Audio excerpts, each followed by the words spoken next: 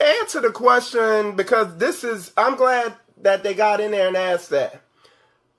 This is what everybody say when polygyny comes up. Well, you better be able to provide for them, this, that, and other. Can you, Elder or Dr. G? I'm sorry, I prefer Dr. G to speak on it, because they think if it's coming from a man, they've been so warped by this culture.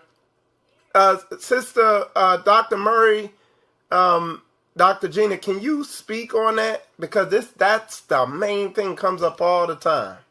Well, you hinted on it. I thought earlier today you hinted on it, where you had spoken about the mammonism, the worship of mammon. And essentially, look at how hypocritical these people are. They raised in a home where the mama worked and the mama provided, put all the food on the table with the help of the oppressor or the help of the dominant male. They themselves plan on working and providing for themselves, et cetera, et cetera. And then the minute polygyny is being discussed, all of a sudden, he must provide really the most fantastical lifestyle, and she's responsible for nothing.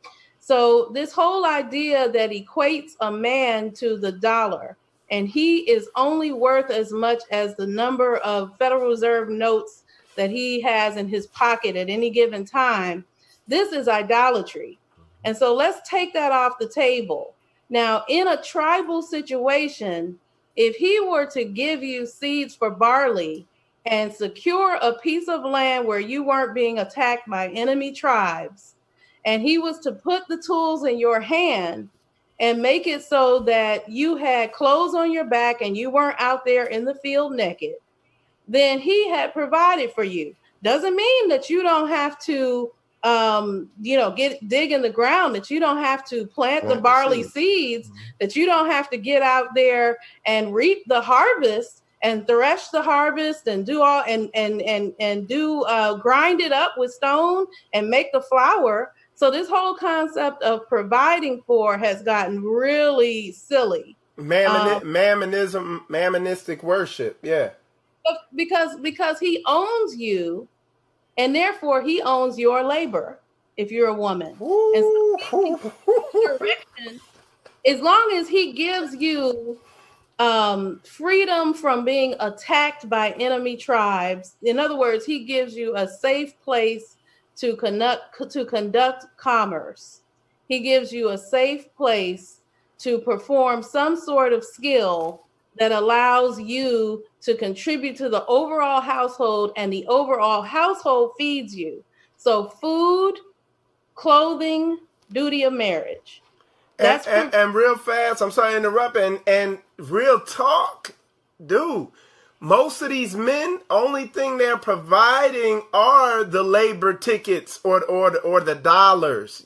They're not providing protection from this enemy, this covert, deceiving spiritual enemy that's invading that's in all of our houses. You know what I'm saying? So really, these men you're married to, who fighting against this, who are subject to some of these silly assemblies out here that really aren't teaching the word, they're not providing for you. According to the system in Torah, which we subscribe to, every male would have an inheritance of land, and that land would be owned free and clear, and he would have the means from that land to build shelter, to make clothing, for his family to be able to do those things. And so this whole concept of him providing for you is still rooted in a non-tribal understanding. Going into this, you got to know, even on that video I did yesterday, I was trying to show y'all, and even myself, one of the big mysteries of this beast system is the financial structure and capitalism. And the Bible is not based on capitalism. So, but anyway, I'm going to ask them your question. It says, are you saying are you saying that scripturally the husband did not provide financially for the wives? Please provide scriptural support for this premise. Okay. So let's stop and think about it. It's the person who wrote the question. Okay. you're dumbing it down. You're actually cheapening yourself, sister, if you're doing that, because he is to provide up to and including his life for his wife. So of course, anything that he has, he is to be willing to sacrifice for the life of his wife. Now, but that means this is a wife, and a wife has a definition. A wife has a function. So the question is, are you assimilated to him? Are you in submission to him such that you are like an extension of his own body? Because the man, he's going to take care of his own body. There's not going to be any doubt about him providing for his own body. When he gets hungry, he eats. Unless he's fasting, for some purpose, he eats. And so all of this anxiety and this hand wringing about whether he's going to provide for his body is rooted in unrighteousness and wickedness around whether you're going to try to persist with your own separate and distinct agenda, and then you want him to finance that. So he's going to provide for himself. He's going to die for himself, but he is not going to provide in the abstract, in the absence of submission to him, to himself. And so this is what we have to say. There won't be any questions about providing if we get rid of the two-ness. The two-ness is only one. It's himself and his household. And if you have doubts about a man's willingness to sacrifice his life for you, I wouldn't even question about, if you're dealing with will he provide for you, my question is, will he give his life for you? Okay, because if you're worrying about dollars, your concern is misplaced, is what we're saying.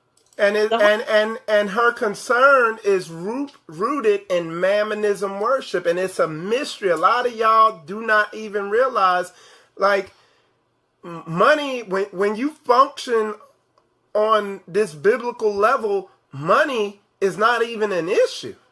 No, because and if she says if she mentioned the word biblical references, you would have to go back and look at the whole contextual culture. Hallelujah. And so a man who takes a wife would already have received an inheritance.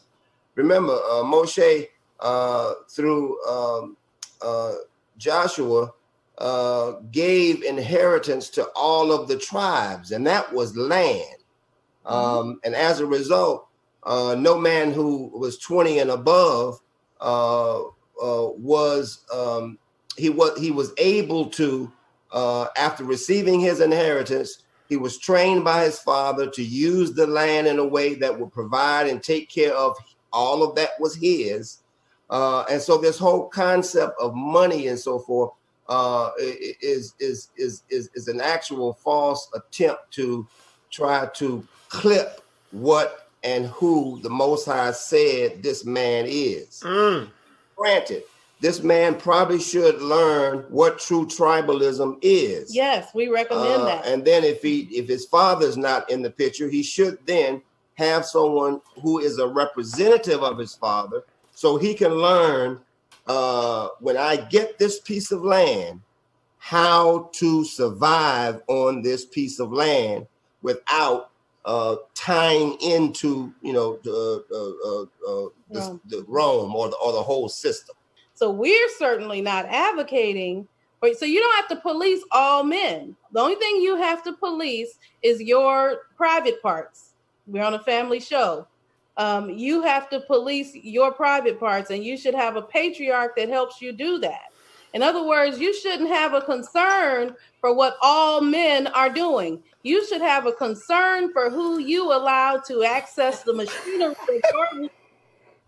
And so you don't have to worry about wicked men as long as you're not going to get into bed with one of them. Oh man. So all of this takes care of itself, and in the request for biblical references, let me just touch on that, because I see a lot of that in a lot of these Hebrew debates and Hebrew discussions where we're grabbing scriptures as some sort of proof of something. Yeah, out of context and everything else. If you are attempting to talk about Torah and you haven't gotten into a tribal context, you close the book and you back away from the book. You put the book down. You are not qualified to discuss the book until you get there.